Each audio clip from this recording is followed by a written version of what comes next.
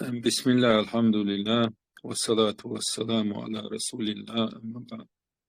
Ассаламу алейкум ва рахматуллахи ва баракату. Приветствую всех, кто у нас присутствует на маджлисе, на собрании. Иншаллах, также всех тех, кто в дальнейшем нас услышит, будет слушать нас. Всем большой салам от всех нас. Мы сегодняшний эфир заглавили обзор текущих событий, прогнозы и ожиданий. Я хотел немного высказать свое мнение текущими событиями на европейском театре действий, особенно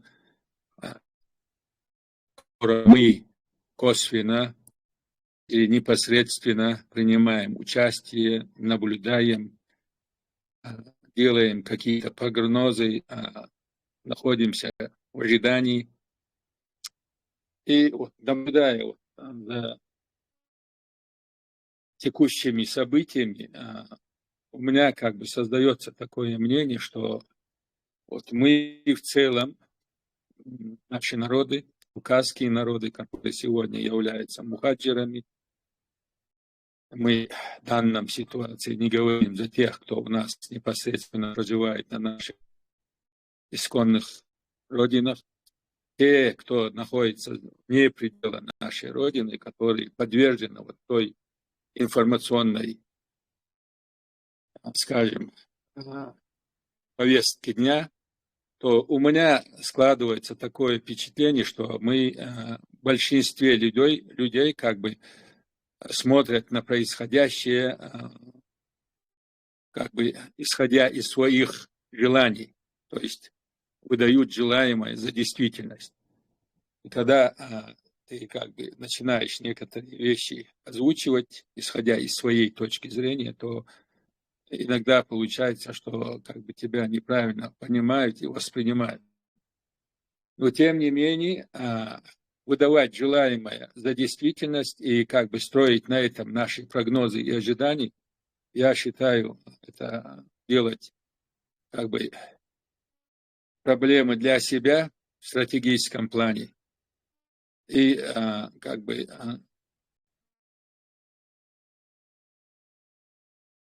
делать какие-то неправильные шаги, и, соответственно, за которые в дальнейшем придется нам самим и расплачиваться.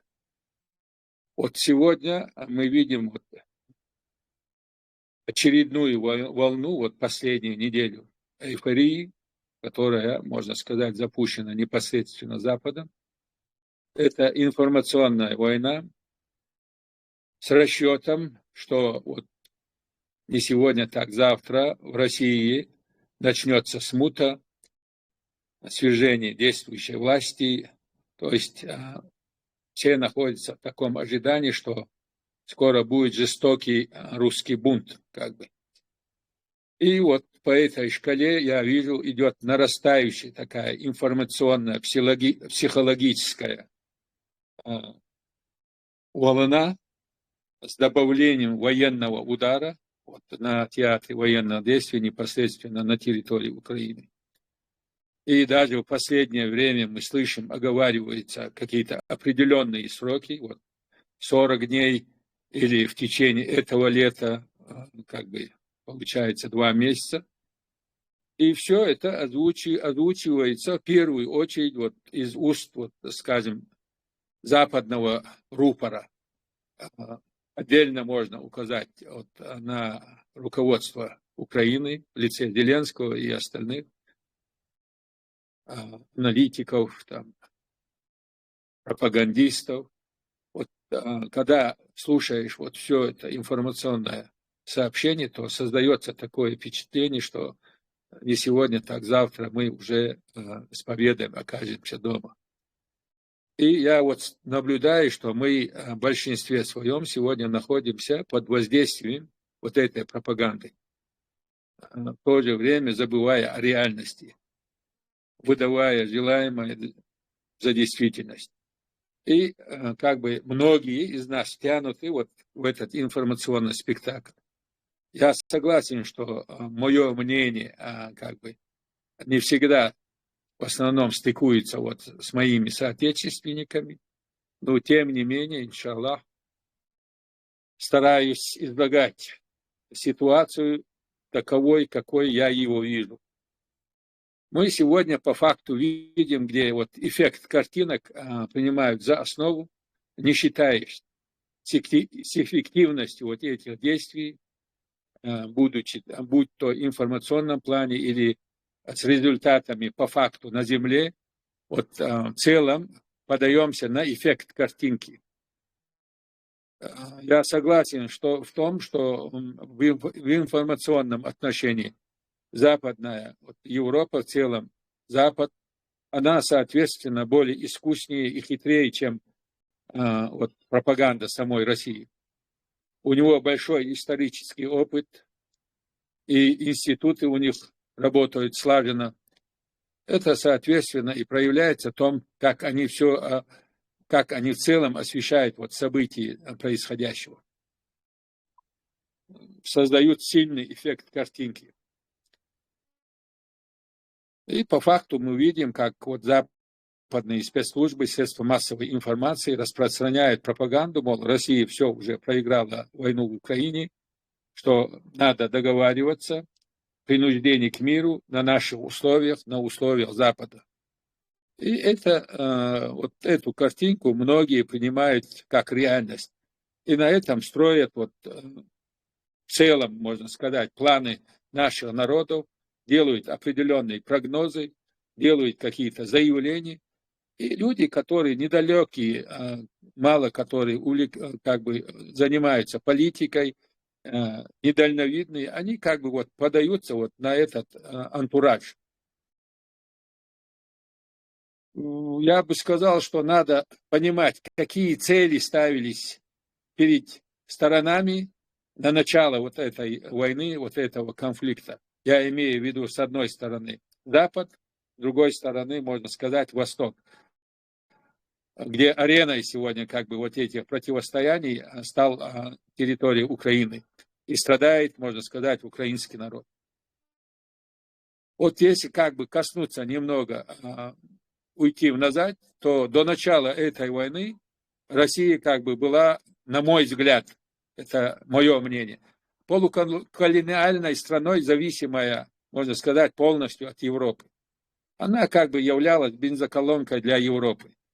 И даже все заработанные и наворованные деньги на нефти, на газе, опять эти же деньги, которые зарабатывались на этом нефти и газе, они возвращались в эту же Европу. А тот комсомольский олигархат, который сегодня как бы поставлен над Россией, она по факту вот эти деньги вкладывала в европейскую недвижимость и в экономику Европы. То есть, получается, до начала этой войны, можно сказать, Россия полностью зависела от Европы. И это ни для кого не секрет. Может, кто-то не задумывался над этим, но по факту это было вот в таком как бы формате. И если как бы пересчитывать цели Запада на начало этого конфликта, как я сказал выше, используя Украину как таран, соответственно, с жирными обещаниями о вступлении Украины в НАТО, о принятии в ЕС, о выдавливании России в первую очередь Черного и Балтийского моря. Это вот такие задачи НАТО ставило для себя. Также размещение войск НАТО на территории Украины, притык с территории с Россией, также смена режима в самой России и дальнейший контроль над природными ресурсами и логистикой. И еще лучше, чтобы в дальнейшем уже Россия выплачивала репарации за нанесенный ущерб Украине в целом в виде контрибуций. Вот весь расчет, как бы Россия, как бы делая весь свой расчет, что Россия не выдержит, она развалится, и все это достанется, можно сказать, европейским корпорациям, за которыми стоят вот эти сионистские круги.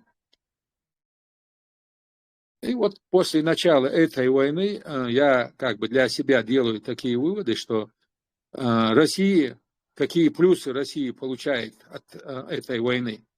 Это в первую очередь усиление военно-промышленного комплекса России.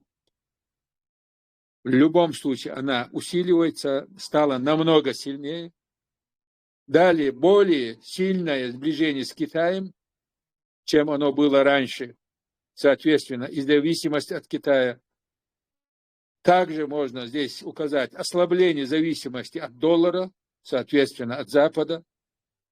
Также Россия уже открытую, можно сказать, начала уже как бы угрожать Европе, что она, если дойдет до такой критической черты, что она способна применить тактическое ядерное оружие, нанесет тактический ядерный удар. Именно по центру принятия решений, это как бы учитывается в первую очередь Англия, Германия, Франция, ну, крупные европейские страны. И тем самым я вот вижу, что Европа как бы сегодня поставлена на растяжку. С одной стороны, она впадает в еще большую зависимость от США, и у нее большая боязнь, что США может выйти из этой игры, в которую Европа ее втянула. И, соответственно, она окажется за бортом, не за столом, вот, по переделу мировых правил. То есть вот как бы те моменты, которые лежат на поверхности. И мы сегодня постоянно слышим, что вот Россия проигрывает, и вот она развалится. И вот на этой эйфории я смотрю, что вот многие из нас, из наших народов, они делают какие-то прогнозы и уже делают какие-то заявления пафосные. И, соответственно, большинство людей этому как бы стараются верить. Вот, и выдают желаемое за действительность. То есть получается по факту, что Россия без всякой конкуренции со стороны Запада, Европы и других государств, а также без какого-то внутреннего сопротивления, можно сказать, на блюдечке преподносится как бы сегодня Китаю. То есть если исходить вот из этих заявлений. Потому что как бы России другого варианта просто не остается. Если она вчера являлась бензоколонкой Запада, то сегодня она по факту вот руками той же Европы, того же Запада, она как бы бесплатно достается этому же Китаю. И как бы и с каждым днем все это становится очевиднее. И получается в этом больше, чем сама Россия, способствовала вот подход и отношение Запада к самой России. Как бы заглядывая на нее свысока, как ресурсной базе, с которой не стоит считаться, и, соответственно, что Европа в любом случае будет как бы победителем. Вот такой подход к России, соответственно, привел вот к такой ситуации сегодня.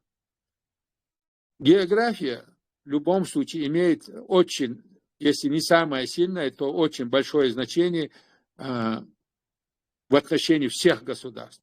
В первую очередь это также относится к нам, география расположения государств. И, соответственно, сегодня на первый план вышли как бы технологическое развитие, также имеет большое значение. Дипломатия, которая сегодня, может быть, имеет одно из важнейших аспектов современной как бы геополитики, то вот все эти качества мы сегодня видим вот воочию китайской политики. И если как бы немного вернуться назад, мы же помним, что вот эти новые газопроводы «Северный поток», которые прокладывали по дну Балтийского моря, уже фактически было уже завершено, практически там оставались какие-то дни, недели, да. Соответственно, не Китай же подорвал вот эти газопроводы «Северный поток». Также мы должны как бы вернуться назад, посмотреть, вот газопровод «Дружба» еще со времен Советского Союза, не Китай же его заморозил. Также мы помним попытки подорвать Южный поток, не Китай же организовывал вот эти попытки. И, соответственно, опять надо отдать должное, что вот китайская экономика, которая сегодня востребована, можно сказать, для всего мира, даже для державы номер один Соединенные Штаты Америки, очень сильно зависит от экономики и от производства Китая. А Россия – это рынок сбыта 140 миллионов человек. Она в любом случае очень важный такой лакомый кусок для Китая. И сама географическая близость с Россией дает для Китая большое преимущество вот, в отношении России для развития экономических отношений и как бы для своих каких-то внутренних потребления. Также надо учитывать сухопутные маршруты, логистику, которая, можно сказать, без использования третьих стран, потому что у них совместная граница с малым рукавом расстояния. Дальше можно сказать, что себестоимость китайских поставок с учетом логистики, они являются очень приемлемыми для населения России, что мы повсеместно видим, как в Чечне, в других республиках и по всей России. Особенно товары повседневного употребления, а также товары двойного назначения, как в военном отношении, так и в хозяйственном. И я считаю, что в ближайшие 50 лет вот эта экономическая ситуация, она сильно не изменится. И влияние Китая на Россию будет только возрастать. И не только на Россию. То есть уже получается, Запад хотел на своих условиях получить контроль над Россией и ее природными ресурсами. И, соответственно, своими усилиями и своей работой, можно сказать, она сама его как бы толкает в объятия того же Китая. Мы помним, что в начале вот этого 21 века Путин не раз предлагал Западу, что они не против объединиться с Европой, войти в Европу. И мы помним, что был получен отказ. Европа не готова принимать Россию в свои объятия или в свой состав. Ей это невыгодно, может быть, и не нужно. Мы также знаем, что Турция последние 50 лет стучится в дверь Европы, является членом НАТО, и тем не менее ее не принимает Европа. И, соответственно, Путин тоже понял, что Европа смотрит на Россию как на источник ресурсов и своих вассалов. И, соответственно, после отказа, после пренебрежения в отношении себя, Путин в целом, как руководитель России, сделал так, что Россия развернулась задом в Европе и передом, можно сказать, к востоку, к Азии. И в моем понимании это на 100% верный ход. И в стратегическом плане история это нам покажет и докажет. Более того, вот эти возрастающие обстрелы, вот в последнее время, вот эта эйфория, как бы по нефтеперерабатывающим заводам, по резервуарам, я более чем уверен, также вынудят Россию переносить свои заводы и вот стратегические объекты в будущем за Урал, как это было во Второй мировой войне, что также способствует переориентации России в сторону Азии. Ну, опять надо учитывать то, что вот эта война, которая сегодня продолжается на территории Украины, она, соответственно, тоже негативно чревата для самой России потерями влияния как бы на других постсоветских республик, которые видят, что Россия как бы увязла вот в этой войне, которую как бы искусно его затянул Запад, и они как бы, пользуясь случаем, могут заявлять о своих амбициях и как бы заключать новые союзы. Хорошо это или нет для нас, именно для нас, кавказских народов, иншаллах, я считаю, что мы увидим в скором будущем, в ближайшем будущем. Мы видим, как идут процессы в самой Армении, которая, можно сказать, развернулась непосредственно в сторону Европы. В Грузии есть определенные проблемы с Россией территориальные. Также любое время может измениться ситуация как в одну, так и в другую сторону. То есть мы как бы находимся в таком выжидательном позиции сегодня, и как бы обманываться вот теми информационной как бы политикой, которая сегодня как бы развернули на Европейском театре действий, я считаю, обманываться это будет для нас заблуждением. И дополнительно можно добавить к тому, что я сказал, что Европа как бы поняла, что на поле боя им как бы Россию не осилить, не победить, как они рассчитывали на быструю победу, то единственный шанс это уже остается как бы внутренний переворот и революция. И по их как бы расчетам это должно осуществиться очень быстро и незамедлительно, ввиду того, что как бы Европа сама уже теряет позиции, инициативу. После 20 пакетов санкций, которые выставлены против России, как бы ситуацию особо не изменила. Мы слышим, что готовится 21 пакет, не знаю, приняли или нет, но разговоры такие были. И мы также видим, что сама экономика Европы тоже себя не особо радует. Проблем у них очень много, и я более чем уверен, к зиме вот эти проблемы будут только увеличиваться, несмотря на все пафосные заявления вот, европейских руководителей, менеджеров. И теперь, как бы одумавшись немного, потеряв уверенность на быструю победу, мы слышим в последнее время, что Европа ищет контакты и все чаще как бы говорят о переговорах. Соответственно, как бы встает вопрос, с кем на данном этапе в Европе можно говорить, с кем договариваться. С Урсулой, с Макроном, у которого, можно сказать, там осталось 5-6 месяцев. Стармер, который уже смещен, будет новый. С Мерцем, который находится в таком же положении, как бы не сегодня, так завтра могут также сместить. С Кайей Каллас, с Зеленским, с кем говорить примерно в Европе, если даже они собираются даже разговаривать. Я лично не верю, что с такими лидерами со стороны России, в первую очередь со стороны Путина, кто-то будет договариваться. Я бы, честно говоря, не стал бы с этими людьми договариваться. Сегодня, по факту, за столом вот нового передела, новых мировых правил, явно мы видим два государства, двух лидеров, это Трамп и Си Цзиньпин, Соединенные Штаты Америки и Китай. Они встречались, и сейчас ожидается обратный визит, и многие точки будут расставлены над «и». А Путин, я и раньше повторял, и сейчас напомню, что я считаю, что Путин вот в этом связке является как бы жокером, которая очень востребована для обоих этих государств, для обоих этих лидеров.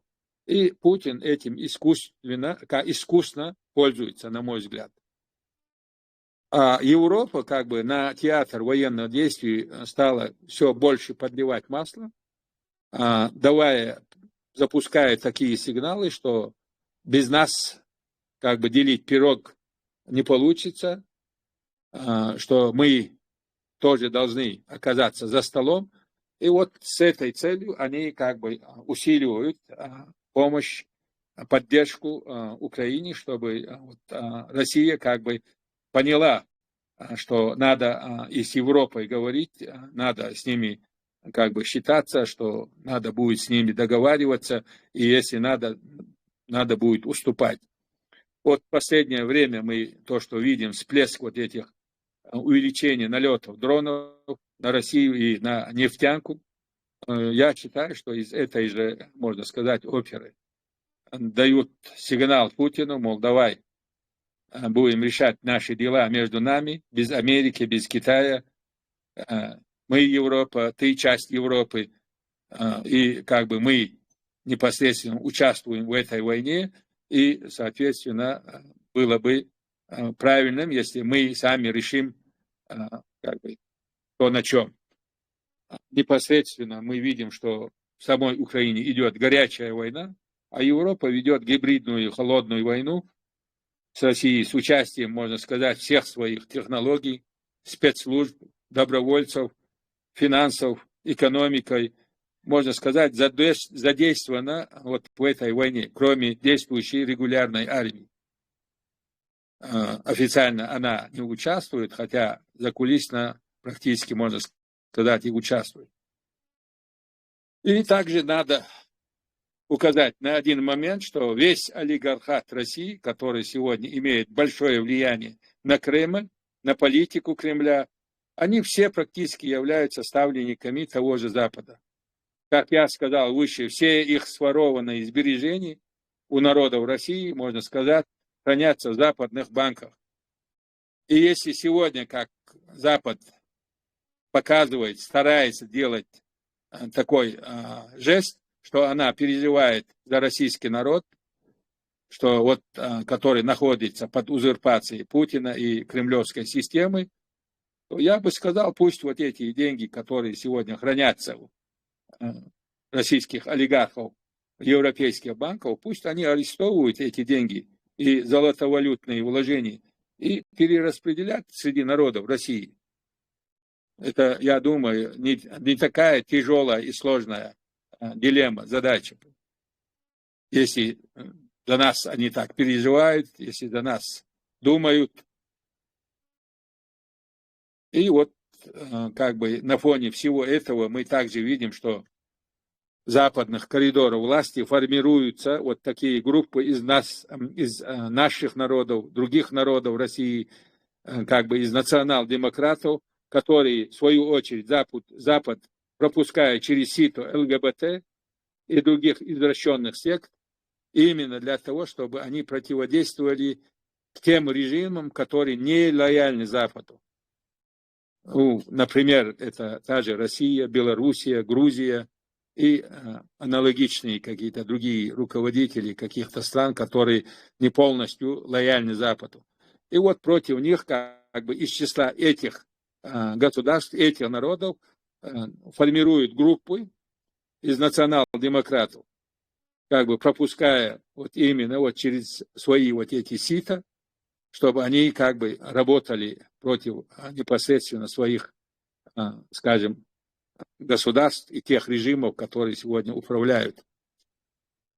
Ну, я более чем уверен, как только Запад найдет более лояльного клоуна или артиста, чем сам Путин, например, для России, и приведут его в Кремль на западных условиях, валлахи, я вам гарантирую, что все те претензии к российской власти растворятся и будет полная поддержка ставленнику Запада против вот этих угнетенных народов России.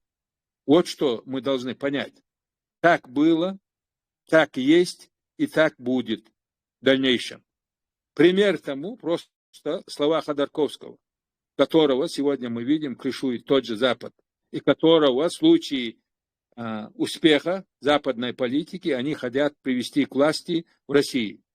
Мы помним заявление Ходорковского, что он будет с оружием в руках защищать, отстаивать завоевание России на Кавказе. И вкупе с Ходорковским как бы обслугой вот этих европейских интересов участвуют вот эти национал-демократы. Допустим, из числа чеченцев в большинстве своем они дезертиры и булаты. Из числа национал-демократов.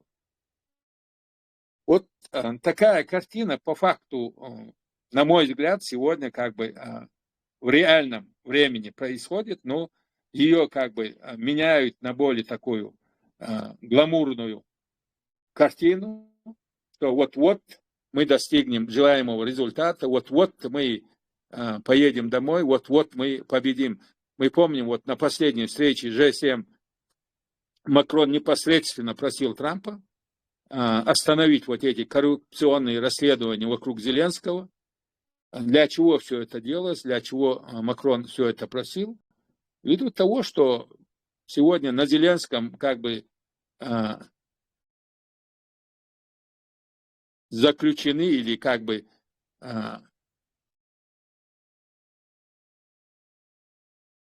Зеленский является таким звеном, что вот эти все внешние помощь, которая шла на войну в Украине, она как бы проходила, соответственно, через Зеленского, и многие большие суммы из этих денег возвращались вот этим европейским менеджерам.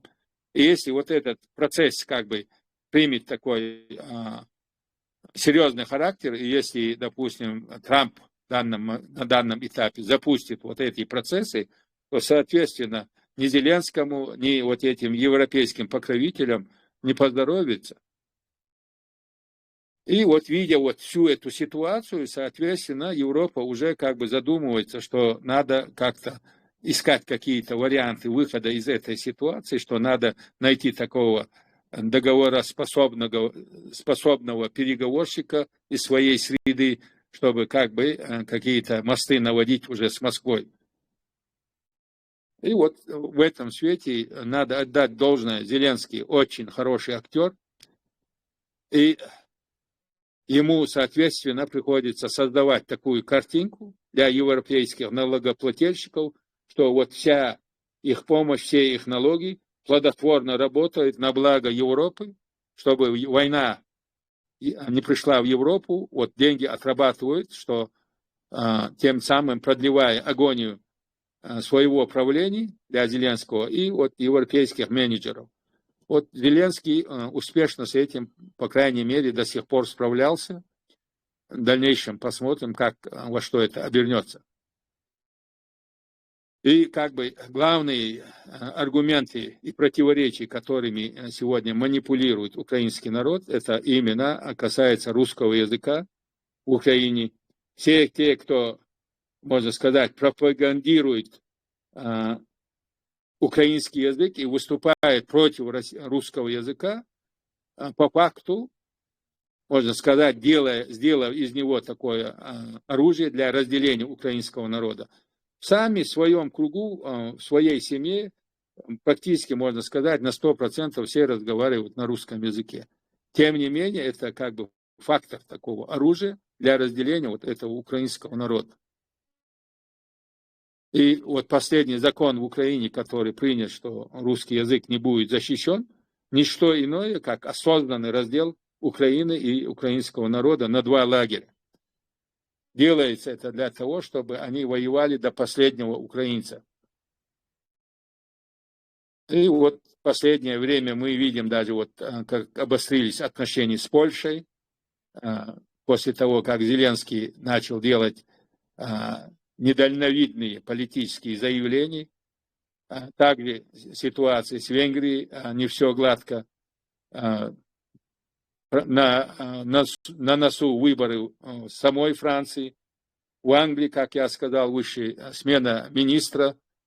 Германии большие противоречия. Поэтому как бы делать такую гламурную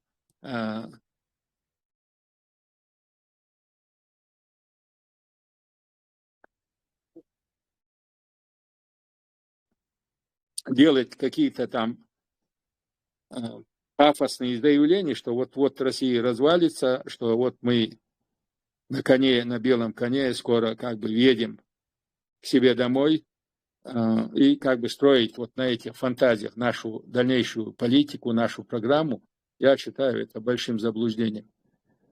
Да, есть определенные кризисы в России, в первую очередь это на данном этапе это топливный кризис, но говорить о русском бунте, я считаю, что это недальновидность некоторых аналитиков, которые именно вот занимаются вот этой пропагандой. И вот также хочу указать вот последнее заявление Зеленского в отношении Белоруссии против Лукашенко также является целью для того, чтобы втянуть Белоруссию вот в эту войну, расширить театр боевых действий. То есть это опять лишний раз показывает, что Запад заинтересован в расширении и в разжигании вот этой войны до полного истощения, как бы, в первую очередь России и для достижения своих целей. Ну, я далек от того, что это в ближайшее время у них получится. И вот последняя поездка Лукашенко также дает повод для того, чтобы задуматься. Государство, которое как бы союзное государство с Москвой, средняя такая и размерами, и населением. Лукашенко в первую очередь посетил Москву после этих украинских угроз. Далее поехал в Пекин, то есть заручился, по моему мнению, военной поддержкой как со стороны Москвы, так и Пекина. И в дальнейшем уже поехал, и на данный момент, по-моему, находится в Индонезии, и где-то уже там как бы договаривается о экономике и экономических контрактах, обоюдный, выгодный для обоих стран. То вот эта стратегия показывает, что даже Белоруссия, которая, можно сказать, является Европы, она как бы уже меняет вектор направления в стратегическом будущем. То есть она уже тоже видит свое будущее, как мне кажется, первично уже в сторону Азии. А Зеленский изо дня в день повторяет вот эту мантру, что вот мы не сегодня, так завтра окажемся в Европе, вот нас примут еще чуть-чуть, а западные менеджеры его подкармливают вот этими обещаниями о ближайшей перспективе. И, соответственно, вот этот процесс продолжается на крови украинского народа. На процессы в самой России, я считаю, что также влияют вот эти деньги российских олигархов, о которых мы выше как бы упоминали, которые сегодня осели в самой Европе и оседают. И вот этот олигархат, соответственно, также делает какие-то давления на Путина и на его ближайшее окружение, что пора заканчивать вот эту войну, можно сказать, на условиях Запада, для того, чтобы самим пользоваться вот этими наворованным капиталом, который они уже как бы перегнали в Европу. И вот этим самым Запад также шантажирует вот этих олигархов, искусно манипулирует ими. И вот как бы на фоне всех вот этих событий я считаю, что вот эта война, которая сегодня идет между Западом и Востоком, это выгодно в первую очередь для нас, исламскому миру. Главное, чтобы у нас хватило имана и политической зрелости, чтобы воспользоваться вот этой сложившейся ситуацией. Не играть вот в игру кафиров с заведомо известным результатом, не имея никаких козырей, вот заходя в их игру. И таких примеров много вокруг нас, на которых мы могли бы делать какие-то выводы, постичь и усвоить. Будь то Сирия, другие государства, мы это видим сегодня повсеместно. А, соответственно, вот эти супердержавы в лице Китая и США, они в любом случае от своих экономических интересов вот в этом регионе, на данном этапе мы имеем в виду, это Украина, они, соответственно, тоже не собираются отказываться. Война, она в любом случае в ближайшие 5-10 лет будет продолжаться, просто будут меняться арены. Ядерный фактор, о котором сегодня так много говорят именно вот российские пропагандисты и политики, она тоже своего рода имеет какой-то сильный фактор, что если Запад будет еще больше оказывать давление, помощь Украине и как бы будет стоять над Россией с угрозой, соответственно, я считаю, если Китай позволит, не исключаю, что Россия может применить тактический ядерный удар. Хотя для нас, для мусульман, я считаю, что выгодно продолжение этой войны без ядерного использования и до взаимного истощения вот этих кафир. А вот эйфория касательно кризиса в самой России, вот этот информационный ажиотаж, что вот-вот все разрушится, все, что есть, развалится, я считаю, это преувеличение.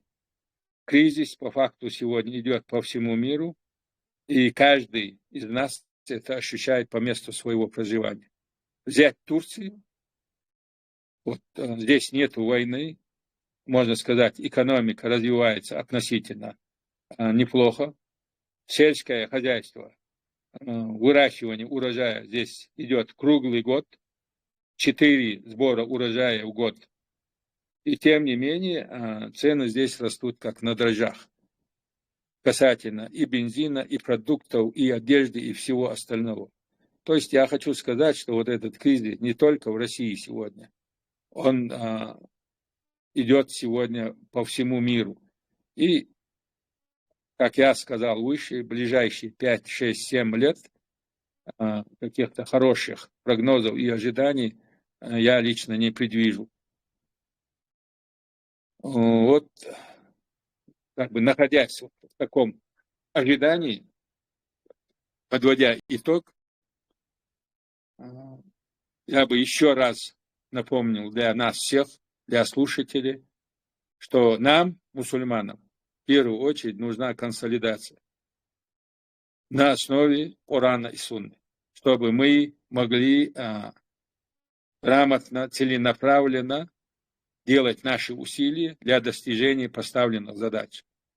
А все остальное нас только разделяет и ослабляет. И когда мы поднимаем вопросы вот этого объединения, консолидации, то все те группы, все те как бы кланы, все те какие-то объединения, провозглашения, они каждый видят вот это объединение на своих условиях. А условие для мусульман одно, и оно неоспоримо. Это Коран и Сунна. И главное, понимание праведных предшественников. Другой консолидации для мусульман неприемлемо. И есть хадис нашего пророка, что не объединится ее умма, кроме как на Коране и Сунне. Что она будет разделена на 73 течения. И, соответственно, одна только будет на истине. То есть вот мы призывали и продолжаем призывать, чтобы мы сегодня консолидировались именно на этой основе, не боясь того, как бы, осуждений и порицаний, порицающих. А все остальное, то, что вот сегодня мы видим, вот этот антураж, вот эту картинку, да, порой она бывает эффектна, захватывающая, но, валлахи, в стратегическом плане она не имеет никакой основы и никакой пользы нам не принесет. Пока мы вот разделены вот на эти группы, кланы, соответственно, вот домашний кремлевский режим и те манкурты, которые управляют сегодня на местах нашими народами, это самое, что вот для них приемлемо, и они вот радуются тому, что мы сегодня здесь находимся в таком состоянии и проводим вот именно вот такую политику разделения. И когда каждая группа, исходя из своего имана, идеологической основы, каждый из них считает, что они только являются группой, которая находится на истине. А как бы сверить его с Кораном и Сунной, они также находят слова и действия, что все это соответствует Корану и Сунне. И вот это продолжается, если взять за основу наш чеченский народ, мы это видим на протяжении последних 26 лет. Что вот сегодня мы уже практически у порога победы, вот сейчас Абхазии дали свободу, вот сейчас дадут нам, Вот сейчас Грузия, война закончится, вот если бы не Эмират, то мы бы уже получили бы свободу. Вот если бы не поход в Дагестан, мы бы уже были бы свободными, у нас было бы свое государство. Это все как бы фантики для детей. Нас вот этими обещаниями, вот этими сказками держат в таком разделенном положении по принципу разделяй и управляй, и властвуй. Вот в такой ситуации мы сегодня находимся. И вот эта картинка, которая сегодня как бы устраивается вокруг нас на Европейском театре действий, и вот веря вот в эти пропагандистские выпады, вот эти информационные вбросы, мы только как бы усугубляем свое положение, как бы отдаляемся друг от друга, подхватывая. Кто-то подхватывает вот все эти вбросы, а кто-то явно их отрицает. И, соответственно, наше разделение, наша неприязнь только усиливается. Мы не на примерах Европы или не на примере каких-то европейских институтов должны искать свое единство. Еще раз повторяюсь, мы должны искать свое единство на основе Корана и Сунны. Все остальное для нас неприемлемо. И нету в этом бараката. И не сможем мы объединиться. И когда сегодня говорят, что нам это не позволят, что мы этого не можем достигнуть, я в это не верю и полностью отрицаю. Есть нежелание, есть неготовность и слабость имана в наших рядах. Вот вся причина. Другого я преград никаких не вижу. Ламру, сегодняшний эфир, как бы, я считаю, можно как бы подвести к концу. Если по данной теме у тебя есть что-то сказать, выскажись. Если у кого-то есть дополнить что-то, если хочешь дать слово, дай слово. Иншаллах, на сегодняшний день как бы я на этом остановлюсь. Абу Хамз, мне нечего добавить. Если кто-то что-то хочет сказать, пусть поднимет руку. Добро, тогда я сделаю дуа. Мне тут вот братья пишут, что было бы неплохо как бы завершить. Ну, я примерно понимаю, к чему он клонит. Вот 1-2 человека мне написали. Тогда я сделаю дуа, иншаллах, сегодняшний эфир как бы подведем итог. Пусть он будет благим для нас. Иншаллах, тогда сегодняшний эфир подведем к концу нам, с твоего позволения. Просим Аллаха, чтобы Он облегчил нам